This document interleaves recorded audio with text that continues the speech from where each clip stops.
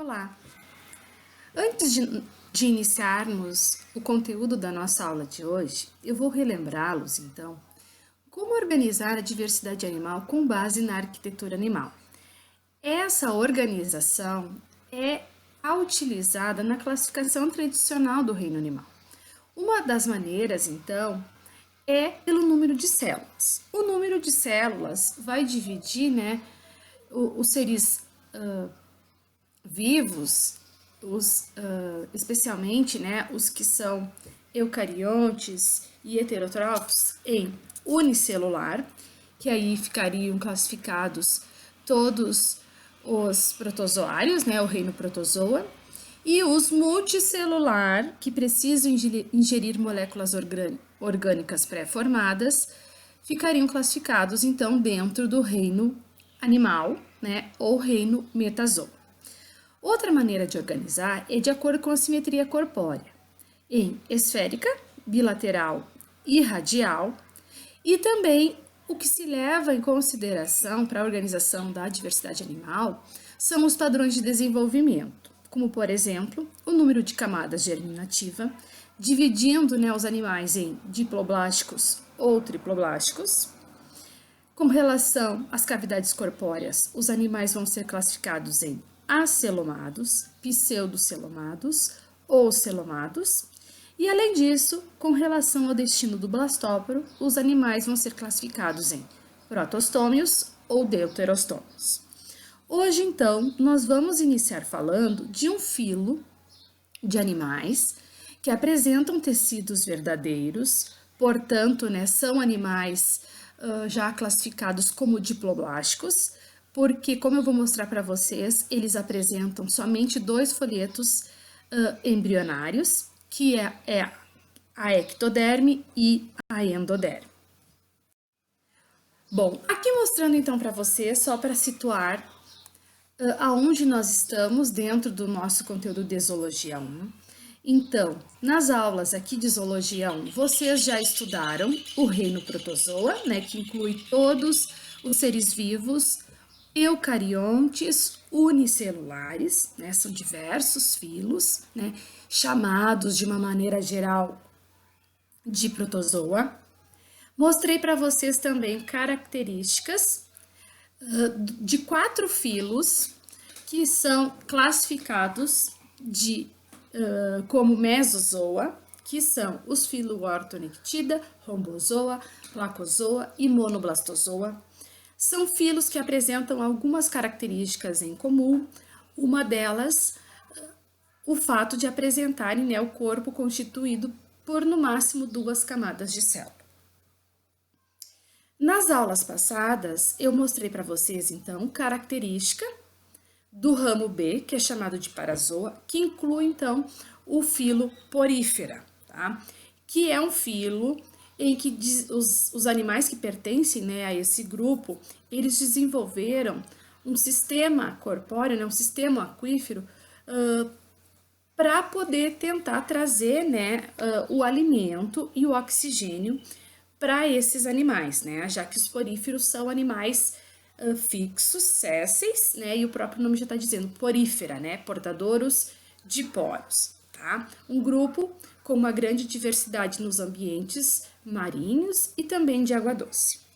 A partir de hoje, então, nós vamos entrar dentro do ramo C, que são os eumetazoa, ou seja, os verdadeiros animais, e nós vamos ver aqui em Zoologia 1 apenas os animais radiais, aqueles que têm simetria radial e, coincidentemente, são aqueles diploblásticos, ou seja, os que têm apenas 2 folhetos embrionários, a ectoderme e a endoderme. Dentro desse grado, desse ramo dos radiata diploblásticos, nós temos 2 filos. O filo Cnidaria, com em torno de 10.000 espécies, e o filo Quitenófora, em torno de 100 espécies conhecidas. E na Zoologia 2 e 3, nós vamos, então, seguir estudando os animais com simetria bilateral e, coincidentemente, são os triploblásticos. Nessa aula, então, de hoje, eu vou trazer para vocês características gerais do filo Cnidaria, que por muito tempo foi chamado de Coelenterata, pelo fato de ter um coelenterum, ou seja, uma cavidade digestiva. Tá? Dentro desse grupo, então, nós temos as conhecidas medusas, que são geralmente livre-natantes, né? Elas são muitas vezes planctônicas, algumas são nectônicas. Dentro desse grupo também nós temos os pólipos. Os pólipos, que são uma fase da vida, né, dos cnidários, que eles ocorrem fixos a um substrato. Esses pólipos, eles podem ser solitários ou formar imensas colônias que vão muitas vezes forrar substratos rochosos, crescer sobre algumas superfícies dos ambientes, especialmente marinhos. Aqui mais uma outra espécie de água-viva. E aqui nessa imagem, então, nós temos alguns exemplares na fase de pólipo, algumas anêmonas, aqui nessas imagens superiores e nessa central. E aqui nós temos uma medusa solitária e aqui uma outra medusa, né? Uma outra água-viva. Bom, aqui nós temos algumas colônias de pólipos, de cnidários, né? Formando muitas vezes imensos jardins nos ambientes, né? Nos ecossistemas marinhos. Então, aqui nós temos cnidários coloniais. Tá? Aqui outras imagens de cnidários coloniais. Então, tudo isso que vocês estão vendo, então, não são algas, elas muitas vezes podem se parecer com algas, algumas vezes também podem se parecer um pouco com poríferos, né, numa vista mais geral, mas são, na verdade, animais do filo Cnidaria. Bom, então, os cnidários incluem os animais conhecidos como água-viva, medusas, né, as anêmonas do mar, os corais. Os cnidários, eles vivem em zonas litorâneas, né, que a gente chama de zonas de entre marés, até grandes profundidades, né, inclusive aquelas profundidades que não apresentam luminosidade, que a gente chama, né, de profundidades abissais no ambiente marinho. Dentro desse filo, nós temos animais, né, que são sésseis, são bentônicos, portanto, então eles vivem sobre o bento, sobre o substrato, ou nós temos indivíduos, né, uma fase do ciclo de vida dos cnidários é móvel, podendo ser planctônico, né, que se deixa levar ao sabor das correntezas, ou eles são pelágicos, né, ou seja, algumas medusas elas conseguem ter um controle, mesmo que pequeno, da sua locomoção. Tá? Os cnidários podem ser solitários ou formar colônias. Tá? É um grupo com cerca de 11.300 espécies. A maioria das espécies são marinhas, sendo que uma única classe, que é a classe Hydrozoa, contém representantes dulcícolas. Tá? Os Cnidaria, eles são divididos em 4 classes. A classe Hydrozoa, a classe Scyphozoa, a classe Cubozoa e a classe Anthozoa. Dessas 4 classes, apenas a classe Hydrozoa apresenta representantes na água doce. Os cnidários são animais que variam muito no seu tamanho. Nós temos formas microscópicas até espécies com cerca de 2 metros de diâmetro e tentáculos que podem chegar até 30 metros de comprimento. Tá? Então, nós temos aí uma variedade, né, uma amplitude muito grande de tamanho dentro do filo Cnidaria. Então, as características gerais.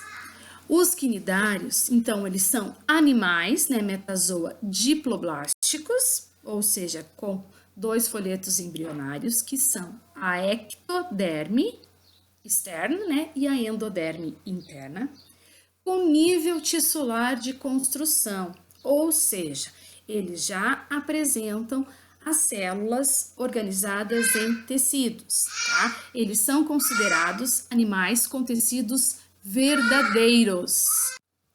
E, além deles serem diploblásticos, eles não têm uma cavidade interna, né? Eles não têm o celoma. Essa cavidade interna, ou uma pseudocavidade, ela vai surgir nos animais que são triploblásticos, né? E os animais triploblásticos, então, podendo ser divididos, né, classificados em pseudocelomados ou celomados. No caso dos quinidários, então, eles não têm celoma, eles não têm cavidade interna, portanto, são acelomados. Os quinidários, eles habitam ambientes aquáticos, especialmente marinhos, né? E alguns poucos conseguiram invadir a água doce, tá? Então, quinidários, a maioria marinho e alguns na água doce. Com relação à simetria, eles são animais com simetria radial ou birradial, né? Que é o tipo de simetria na qual o corpo, né, está distribuído ao redor de um eixo longitudinal e eles vão ter uma extremidade oral e uma extremidade aboral. A extremidade aboral é a que fica voltada para o substrato ou a que as fixa no substrato, no caso das espécies, né, da fase de pólipo, e a oral é aquela cavidade, a cavidade não, é a extremidade que vai conter a boca. Tá? Os quinidários, então, não apresentam cabeça definida. Dentro desse filo, então, nós temos duas formas corpóreas. A forma de pólipo, que é sedentário, que é séssil, ou seja, ele é uma fase fixa, tá? E dentro do filo quinidária, nós temos a fase livre natante, que é a medusa, tá? Então, boa parte, né, a maioria dos quinidários, eles vão passar por essas duas fases ao longo do seu ciclo de vida, tá? A fase de pólipo, que é sedentária, que é séssil, e a fase de medusa, que é a fase livre natante, tá? Então, já antecipando, eu comento uma característica, né, que é própria desses animais, que é o fato deles terem uma alternância de geração, ou seja, eles alternam entre uma fase fixa, séssil, que é a fase de pólipo, e uma fase livre natante, que é a fase de medusa. Bom, o corpo dos quinidários, então, apresentam duas camadas, separada por uma camada intermediária, que é a mesogleia, e tem função de suporte, tá? Essa mesogleia, ela nada mais é do que constituída de uma substância muitas vezes gelatinosa e que ela fica, né, alocada entre a camada externa, que é a epiderme, tá? Que é derivada da ectoderme, que é um folheto embrionário, e a gastroderme, que é um tecido derivada da endoderme, tá? Então, nós temos animais diploblásticos, com a epiderme, que é a camada externa, e a gastroderme, a camada interna, né? Ambas, né, as duas se originando, então, no caso, a epiderme da ectoderme e a gastroderme da endoderme. Tá? Essa constituição, então, corpórea, ela vale tanto para a fase de pólipo quanto para a medusa. Então, ambas as fases, né, apresentam a mesma estrutura corpórea. Então, nós temos aqui, né, mostrando a epiderme externa, uma camada, né, uma região, seria uma camada intermediária entre eles, que é a mesogleia. Ela não é considerada uma camada propriamente dita, porque ela não é constituída por células, tá? Ela tem uma substância muitas vezes coloidal, gelatinosa no seu interior. E na camada interna, nós temos então a gastroderme. Bom, os quinidários são animais que apresentam, então, uma cavidade gastrovascular. Tá? Essa cavidade gastrovascular é uma novidade evolutiva. Tá? Os quinidários, então, são os primeiros animais a terem uma estrutura própria para fazer a digestão. Essa cavidade, então, o próprio nome está dizendo, né, é um espaço que pode ser ramificado ou dividido por septos, né, por tecidos, ou e que apresenta uma única abertura que serve como boca e também como ânus. Tá? A cavidade gastrovascular, ela pode ter, então, tentáculos extensíveis que se desenvolvem ao redor da boca, também chamada de região oral. E essa cavidade gastrovascular, ela tem como principais funções a circulação, tanto de nutrientes quanto de gases respiratórios, a digestão e a distribuição, então, do alimento e também a absorção do alimento. Tá? Então, a gastroderme, né, sendo responsável, então, pela circulação, digestão, distribuição do alimento e a absorção dos nutrientes também. Tá? Então, a cavidade gastrovascular estando presente tanto na fase de pólipo quanto na fase de medusa.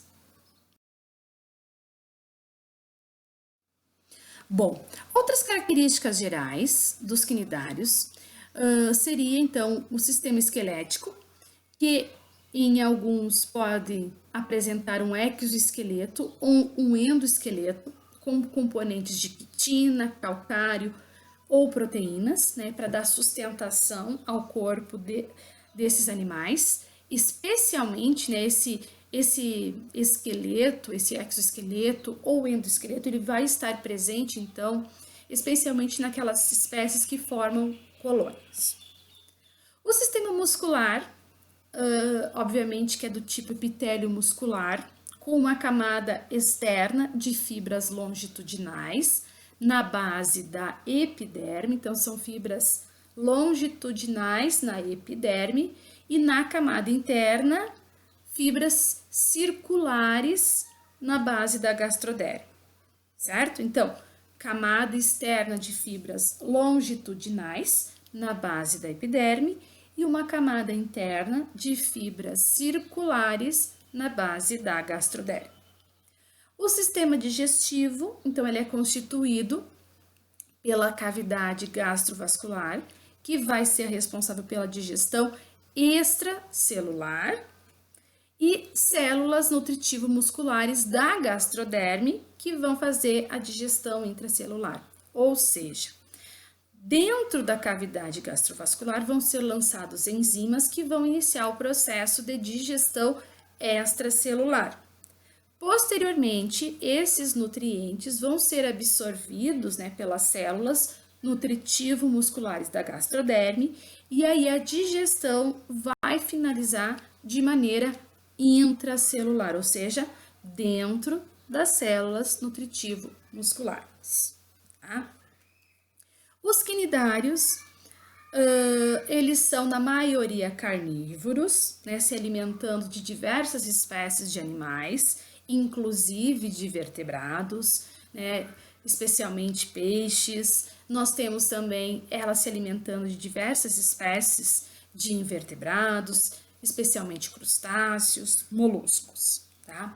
Algumas espécies são suspensívoras, ou seja, vão se alimentar de matéria orgânica que está em suspensão na água, e algumas espécies elas vão fazer simbiose intracelularmente, né, com alguns seres vivos, especialmente protozoários, né, que são as zooxantelas, e dali eles vão tirar a energia necessária para a sua sobrevivência, certo? Uma característica dos quinidários, tá, é o fato deles ainda não terem um sistema respiratório, um sistema excretor e um sistema circulatório. Tá?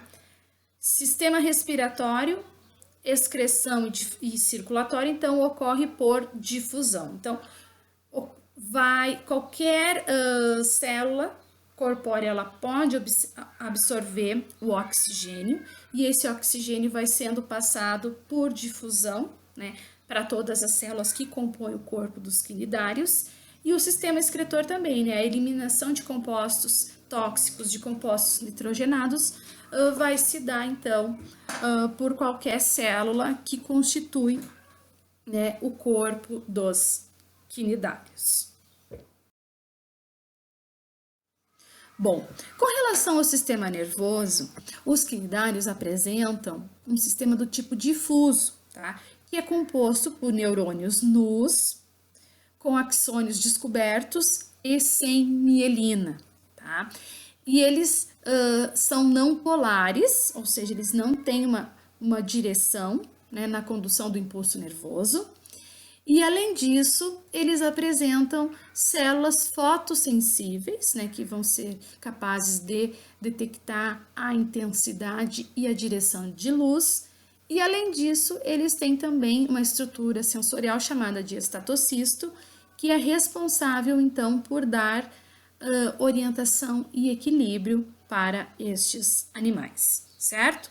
Então, eles têm um sistema difuso, então distribuído por todo o corpo dos quinidários, constituído então por neurônios nus e não polares, certo? Bom, com relação à reprodução, os quinidários eles têm espécies que são monóicas, então animais monóicos são aqueles que apresentam os dois sistemas reprodutores, tá? São indivíduos, né, são espécies que apresentam tanto o aparelho reprodutor masculino quanto o feminino. Monóico, os dois sexos num único indivíduo. Mas nos quinidários também nós temos espécies que são dioicas, ou seja, sexos separados. Então, nas espécies dioicas nós temos o macho e a fêmea, tá? As espécies monóicas, elas são chamadas também de hermafroditas, tá? Bom, uma característica dos quinidários, que eu já comentei com vocês lá no início, é o fato deles terem duas formas corpóreas, né? A forma de pólipo, que é séssil, geralmente, e a fase de medusa, que na maioria das espécies é livre natante, tá? Esse fato, né, de ter duas fases, a gente chama de alternância de geração, também chamada de metagênese, tá? Bom, a maioria dos quinidários, eles vão alternar entre a reprodução assexuada, que geralmente ocorre por brotamento nos pólipos, tá? Então, os pólipos, na maioria dos quinidários, são os responsáveis pela reprodução assexuada, e geralmente reprodução assexuada por brotamento, tá? Na reprodução assexuada, então, são gerados indivíduos que são geneticamente idênticos ao seu pai, né, ao que lhe deu origem. A reprodução sexuada, tá, com produção de gametas, vai ocorrer em todas as medusas e em alguns pólipos, tá? Então, de uma maneira geral, a fase responsável pela reprodução sexuada, ou seja, a fase responsável por produzir óvulos e ou espermatozoides são as medusas e em algumas poucas espécies os pólipos também podem fazer reprodução sexuada, tá? Então, essa alternância entre reprodução assexuada, formando muitas vezes, né, as medusas por brotamento nos pólipos e a reprodução sexuada, que vai muitas vezes ter como produto, né, o fruto da reprodução sexuada, vai ser uma fase larval chamada de plânula. Então, nos quinidários a gente fala que eles têm desenvolvimento indireto, ou seja, quer dizer que entre a fase, né, de ovo e o adulto eles têm uma fase intermediária, eles têm uma fase ali no meio. E essa fase intermediária é chamada de larva, que no caso dos quinidários é a larva plânula, tá? Animais com desenvolvimento indireto são aqueles que apresentam larva. No caso dos quinidários, a larva plânula. Então, aqui mostrando então, né, a famosa alternância de gerações, né? Um pólipo, muitas vezes então responsável pela reprodução assexuada por brotamento, ou seja, surge um broto muitas vezes ou no pedúnculo ou no tentáculo, esse broto se solta dando origem então ao novo indivíduo. E a reprodução sexuada, e alguns, tá, pólipos, eles vão se subdividir em dezenas, em centenas de pequenas medusas. E essas medusas vão crescer e vão fazer a reprodução sexuada, tá? Essa alternância de geração, chamada de metagênese, ela vai ficar muito clara quando eu der alguns exemplos do ciclo de vida de alguns quinidários, especialmente da classe Scyphozoa.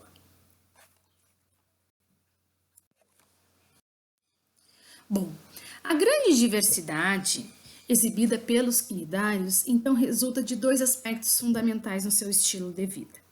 Tá? Então, os quinidários, eles apresentam diversas formas, né? A gente observa, então, diferentes tipos dentro desse filo, e essa diversidade, ela se deve, então, à tendência dos quinidários, né, de algumas espécies, formar colônias através da reprodução assexuada. Então, aqui, para vocês terem uma ideia, duas colônias da mesma espécie, elas nunca serão idênticas morfologicamente, porque elas vão crescendo de maneira diferencial. Então, isso já gera aí uma diferença na forma, tá? Uma diversidade de formas dentro, por exemplo, de uma espécie colonial, tá?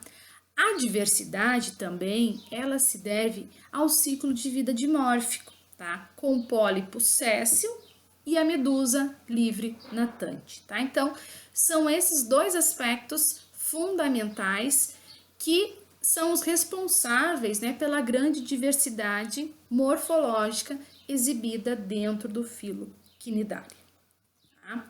Então, aqui mostrando para vocês, ó, nós temos aqui uma colônia de pólipos e aqui nós temos a medusa dessa mesma espécie, né? Quando a gente analisa a medusa e analisa a colônia de pólipos dessa mesma espécie, nós percebemos que elas são diferentes morfologicamente, ou seja, existe aqui uma diversidade de formas, tá? Então, nós temos os pólipos sendo diferentes das fases de medusa.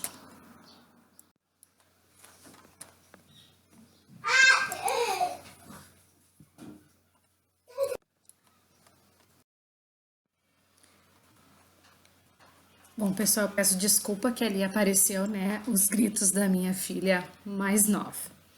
Bom, o que tem que levar em consideração, então, que os quinidários são os primeiros animais dentro da escala evolutiva a apresentarem duas estruturas básicas dos metazoários e que também são responsáveis pelo grande sucesso desse grupo, tá?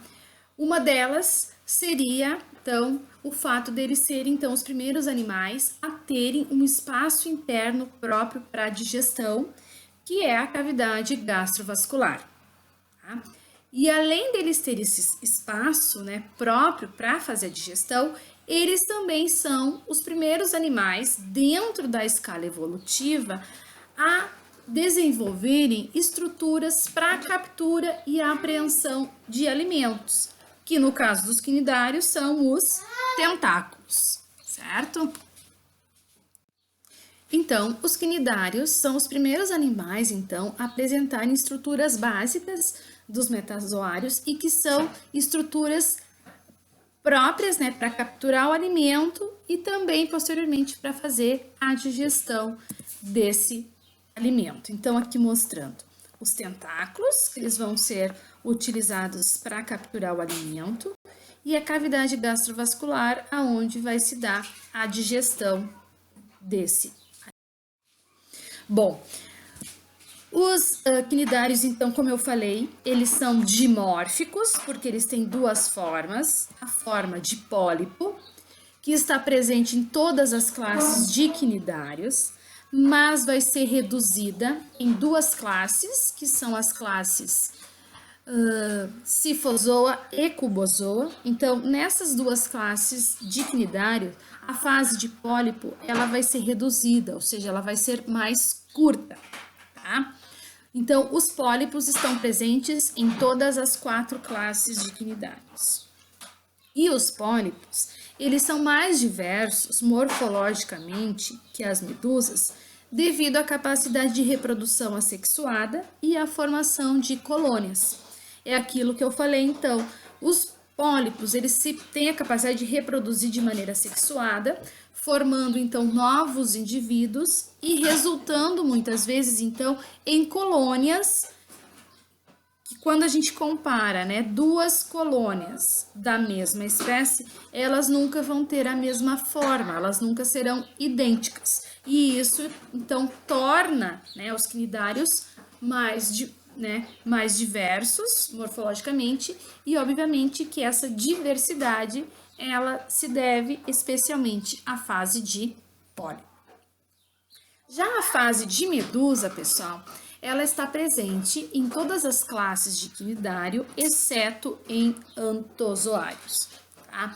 Os antozoários pertencem então à classe, né, Anthozoa, que é a classe mais derivada de cnidários, é a classe mais recente de cnidários, em que ocorreu a perda da medusa. Então, nesses cnidários, né, nos Anthozoa, não tem fase de medusa, somente pólipo, tá?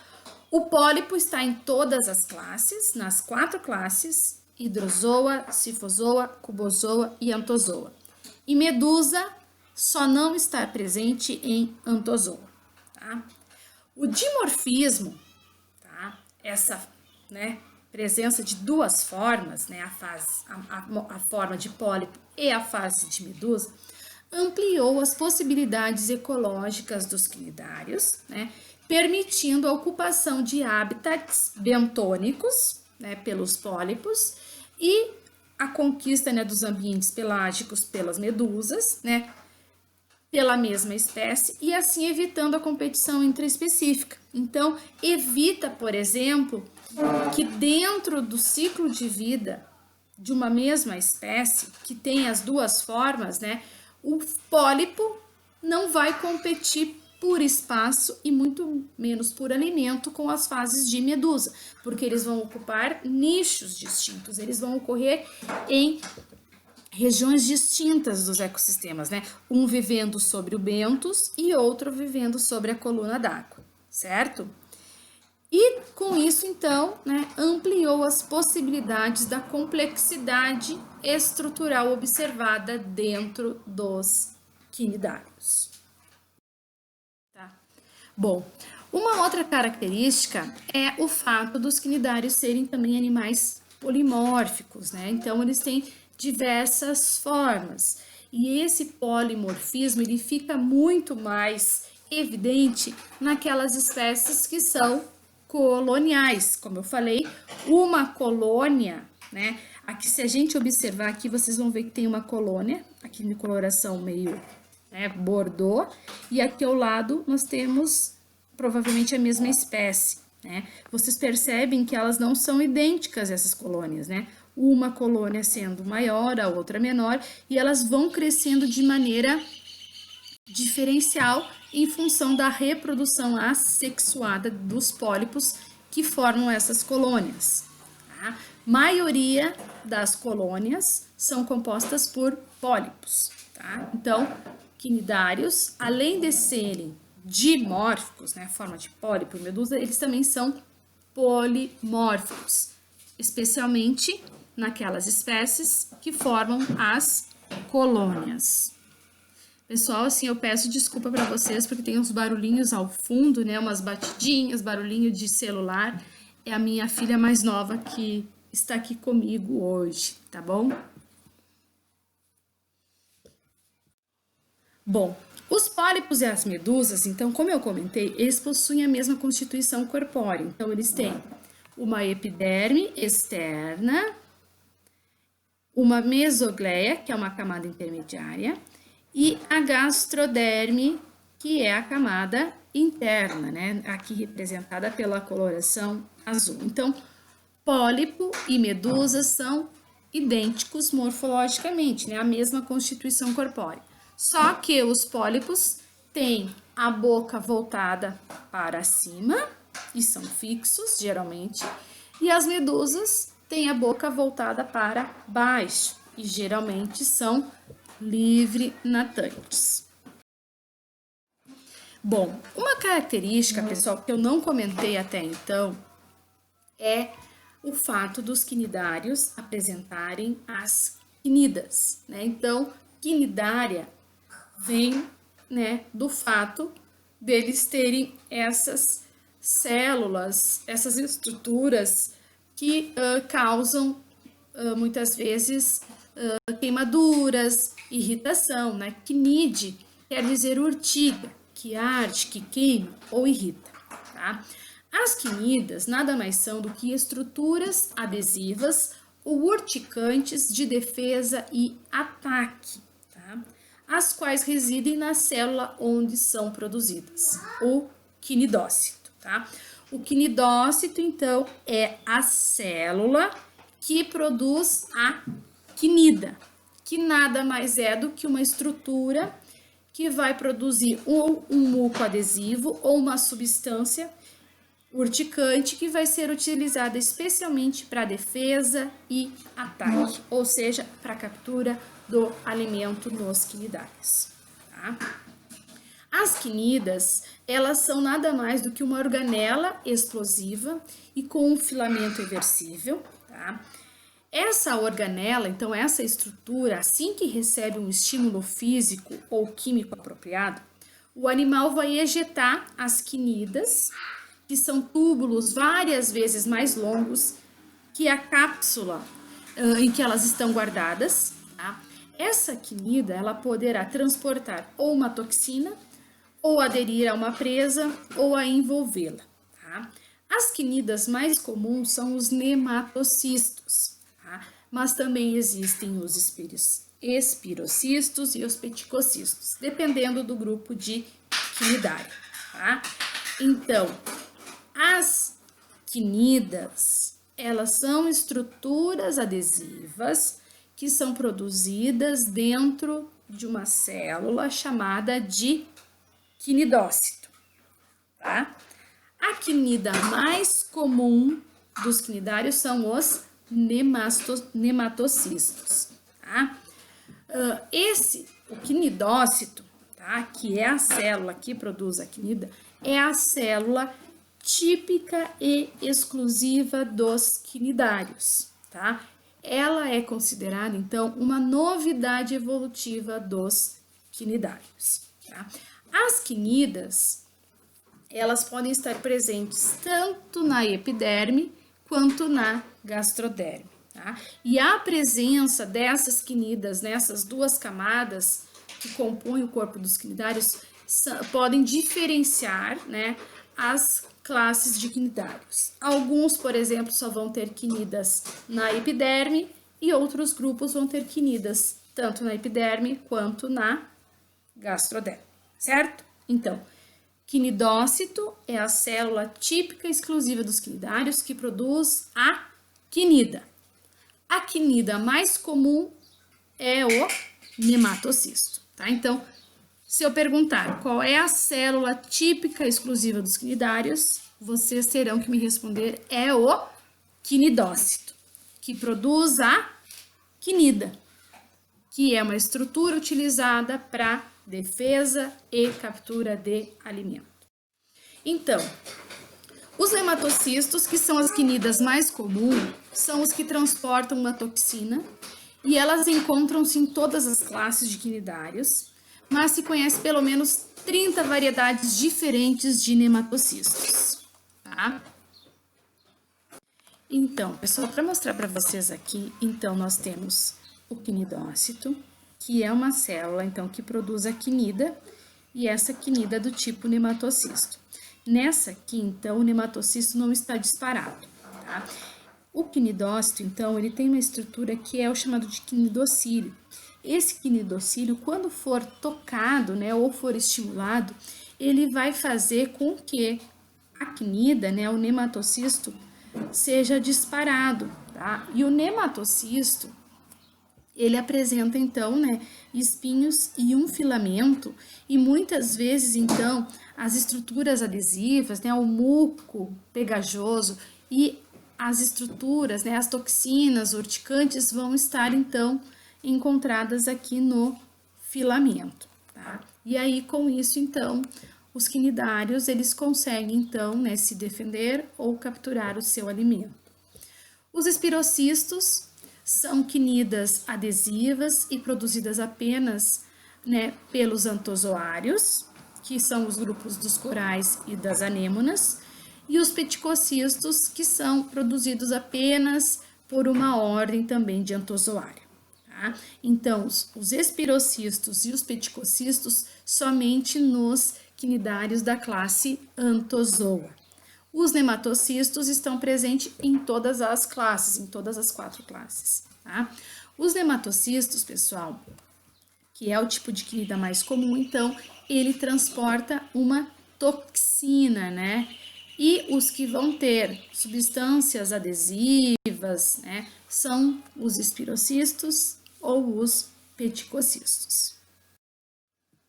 Bom, além, né, dos quinidócitos, que também são chamados de quinidoblastos, que são os responsáveis por produzir as quinidas, que produzem e eliminam uma substância urticante, né, ou pegajosa, que é usado para defesa e captura, os quinidários apresentam, então, outros tipos de células, tá? Eu vou mostrar para vocês aqui as células encontradas na epiderme e as células encontradas na gastroderme. Então, aqui na epiderme, que é a camada externa, nós temos os quinidócitos, que vão ser os responsáveis, então, pela defesa e captura, e é a célula típica, né, dos quinidários. Nós temos as células epitélio-musculares, também chamadas de mioepiteliais, tá? Que são essas que estão distribuídas aqui, né, na camada externa, essas branquinhas, que fazem o revestimento, né, a proteção, e também fazem a contração muscular, elas vão auxiliar nos movimentos. Além disso, nós temos células intersticiais, que são essas numa coloração meio aqui azulada, lilás, que originam qualquer tipo celular. Então, a gente fala que são células totipotentes, tá? E elas têm como função regeneração e crescimento dos quinidários. E, além disso, nós temos também as células sensoriais, tá? Que controlam as ações das células mioepiteliais, ou seja, são as responsáveis por detectar os estímulos, tá? Então, nós temos aqui na epiderme, basicamente, 4 tipos de célula, tá? E mostrando para vocês também aqui que na base da epiderme, nós temos as células epitélio musculares, né? As fibras, as fibras longitudinais. Bom, na gastoderme, que é a camada interna, nós teremos as células glandulares, que são essas células aqui numa coloração marrom, que são as responsáveis por secretar as enzimas digestivas que vão ser lançadas para dentro da cavidade gastrovascular, ou seja, as células glandulares produzem as enzimas que vão fazer a digestão extracelular na cavidade gastrovascular. Posteriormente, ao serem, né, pré-digeridos, os nutrientes então vão ser absorvidos pelas células nutritivo-musculares que vão finalizar a digestão de maneira intracelular, certo? Então, na gastroderme nós vamos ter dois tipos de células e basicamente, né, as duas vão estar como é que eu vou dizer, estão atreladas à função de digestão, ou de produzir enzima, no caso das células glandulares, ou de fazer a digestão intracelular, né, como é o caso das células nutritivos musculares, tá? E na gastroderme, então, nós vamos ter as miofibrilas circulares na sua base, tá? Então, né, o tecido, né, o sistema muscular dos quinidários é do tipo epitélio muscular, né? Bom, os quinidários, eles apresentam, então, o menor número de células entre os metazoa, né? Entre os animais verdadeiros, mas apresentam mais células do que as esponjas e os mesozoa, obviamente, certo? Para finalizar, então, essa aula, vou falar um pouquinho, então, da cavidade gastrovascular, que é a cavidade responsável por fazer a digestão dos quinidários. Então, a cavidade gastrovascular vai ser responsável pela digestão extracelular, que vai iniciar no interior, no seu interior, e posteriormente, então, a digestão, ela finaliza nas células nutritivo-musculares que compõem, então, o tecido interno, né, que é a gastroderme. Essa cavidade, então, ela é uma novidade evolutiva, né, nos animais verdadeiros, né, então é uma novidade evolutiva que surgiu, então, nos quinidários e que está ausente nos poríferos. Ela pode ser um saco simples, mas algumas vezes apresentam divisões, formando, né, câmeras internas, tá? Ou formando também um sistema de canais. A cavidade gastrovascular, então, ela vai ter como funções a digestão, a absorção, o transporte e também a circulação. Então, são as 4 funções, né, específicas, né, as funções típicas da cavidade gastrovascular, né? Basicamente, distribuição, né, digestão e distribuição, né, dos nutrientes, certo? Na aula de hoje, então, seria isso. Então, falei um pouquinho das características gerais do filo quinidária e nas próximas aulas, então, eu vou apresentar para vocês algumas particularidades das diferentes classes que compõem, então, este filo de animais, que de uma maneira bem, né, resumida, apresentam duas formas, né? A forma de pólipo séssil e a fase de medusa, que muitas vezes é livre, natante, seja planctônica ou pelágica.